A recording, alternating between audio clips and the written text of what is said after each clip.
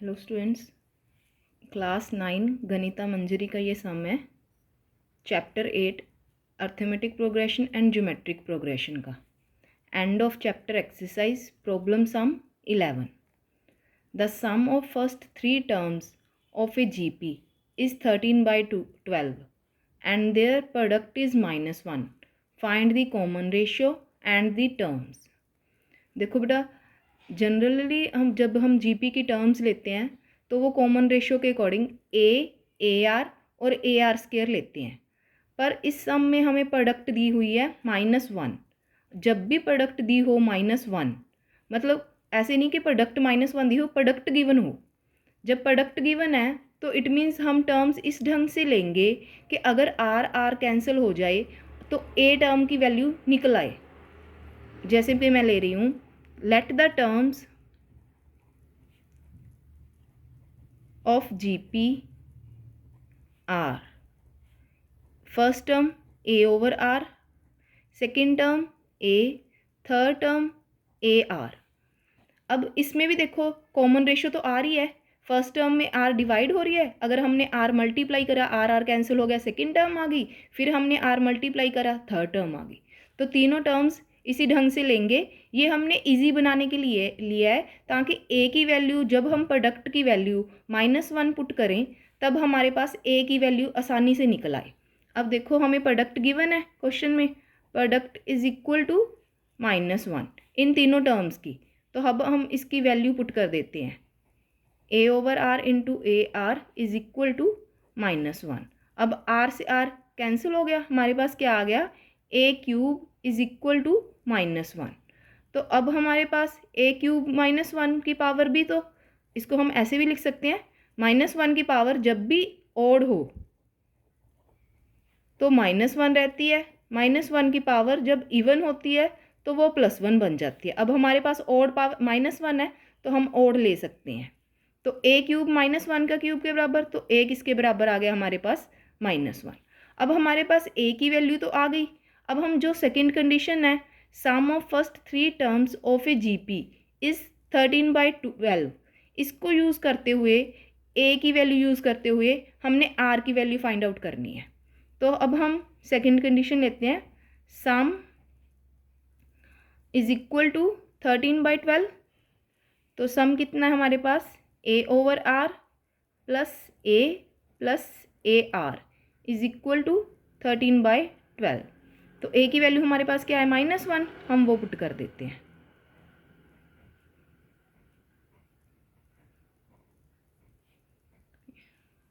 इसके over r is equal to 13/12। तो अब हमारे पास क्या है, सारी टर्म्स को हमने एलसीएम ले लेना है ताकि सारी टर्म्स में हमारे पास डिनोमिनेटर क्या है, आर आ जाए। तो अब हम क्या करेंगे, -1 एलसीएम लिया हमने आर, तो नीचे वाली टर्म से डिवाइड करते हैं, ऊपर वाली से मल्टीप्लाई। नीचे वाली टर्म यहाँ पे भी 1 है, यहाँ पे भी 1 है, तो यहाँ पे कितना आ गया, -r, और यहाँ पे r को r से डिवाइड करा, ऊपर वाली से मल्टीप्लाई करा, तो ये आ गया 13/12। अब हम क्रॉस मल्टीप्लिकेशन कर देते हैं। तो अब हमारे पास क्या आ गया, -12 -12r square is equal to 13r। सारी टर्म्स को पॉजिटिव बनाने के लिए हम ऐसे करते हैं, दोनों साइड्स को उल्टा लिख लेते हैं एक बार, कोई कंफ्यूजन ना हो, इसलिए एक स्टेप एक्स्ट्रा लिख दो, पर कोई गलती मत करो। तो अब हमारे पास ये 13r है, ये वाली टर्म इधर आके ऐड हो गई, ये भी टर्म इसीलिए पॉजिटिव हुई है, इसलिए ये भी पॉजिटिव हो गई, इज इक्वल टू 0। तो अब 12r square plus 25r plus 12 equal to 0। अब हमारे पास देखो, तो ये वाली जो दोनों की प्रोडक्ट है वो कितनी आ रही है, 144। तो हमारे पास फैक्टराइजेशन, जब आसान तरीका ये है कि इसकी प्राइम फैक्टराइजेशन कर लो। जब आपको लगे कि फैक्टर मिडिल टर्म स्प्लिट नहीं हो रही तो आप इसको प्राइम फैक्टराइजेशन करो, और प्राइम फैक्टराइजेशन करने से ना आपको आसानी से ये तो पता चल गया कि प्रोडक्ट कितनी आनी चाहिए, 144। तो इनको इस ढंग से अरेंज करो कि इनका सम 25 बनना चाहिए। प्रोडक्ट तो ऑब्वियस है, अगर ये सारे फैक्टर्स यूज़ करेंगे प्रोडक्ट तो 144 बनेगी ही बनेगी। तो अब हम क्या करें, 2 2 ज़ा 4, 4 2 ज़ा 8, 8 2 ज़ा 16। तो एक फैक्टर यहाँ से ले लेते हैं, 3 3 ज़ा 9। अब ये देखो 16 + 9 25 बन गया हमारा।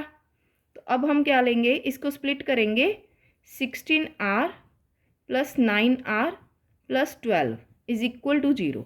अब इन दोनों में कॉमन कौन सा आ गया, 4r, r + 3 + 4, यहाँ पे से 3 कॉमन लिया, 3r + 4 = 0। अब दोनों में से कौन सा कॉमन आ गया, 4r + 3 = 0। अब दोनों को इक्वेटिंग 0 रख दो, 3r + 4 = 0, 4r + 3 = 0। तो r की वैल्यू यहाँ से कितनी आ गई, -4/3, और r की वैल्यू यहाँ से कितनी आ गई, -3/4। अब ये दोनों वैल्यूज़ आ गई हमारे पास। अब इन दोनों वैल्यूज़ को हम यूज़ करते हुए, जब एक बार r = -4/3 है और a कितना है हमारे पास, जब -1, तो टर्म्स क्या आ जाएंगी हमारे पास, हमारे पास फर्स्ट टर्म क्या है, a/r, तो हमारे पास -1/-4/3, तो इसको माइनस माइनस कैंसिल हो गया, 3 आ गया 3/4। और सेकेंड टर्म a तो -1 ही है, और ar -1 × -4/3, तो कितनी आ गई, 4/3। तो टर्म्स कौन सी हैं, 3/4, -1 एंड 4/3। और एक सेक्शन हम यहाँ पे कर लेते हैं, टर्म्स व्हेन r = कितना है हमारे पास अब, -3/4 एंड a कितनी है, -1। तो a/r कितना हुआ हमारे पास, -1/-3/4, माइनस माइनस कैंसिल, तो 4/3। सेकेंड टर्म तो -1 ही है।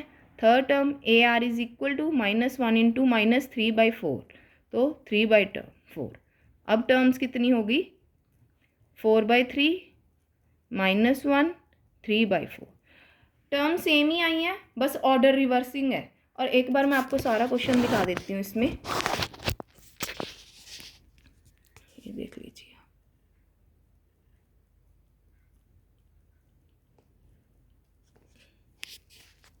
हमने प्रोडक्टली ए की वैल्यू फाइंड आउट करी, फिर हमने फर्स्ट कंडीशन उठाई, फिर हमने ए की वैल्यू पुट कर दी, क्रॉस मल्टीप्लिकेशन करके इक्वेशन बना ली, मिडिल टर्म स्प्लिट करके आर की वैल्यू फाइंड आउट करी, आर की वैल्यू और ए की वैल्यू टर्म्स में पुट कर दी, तो हमारे पास एक ये टर्म्स आ गई और एक ये टर्म्स आ गई। Thank you students.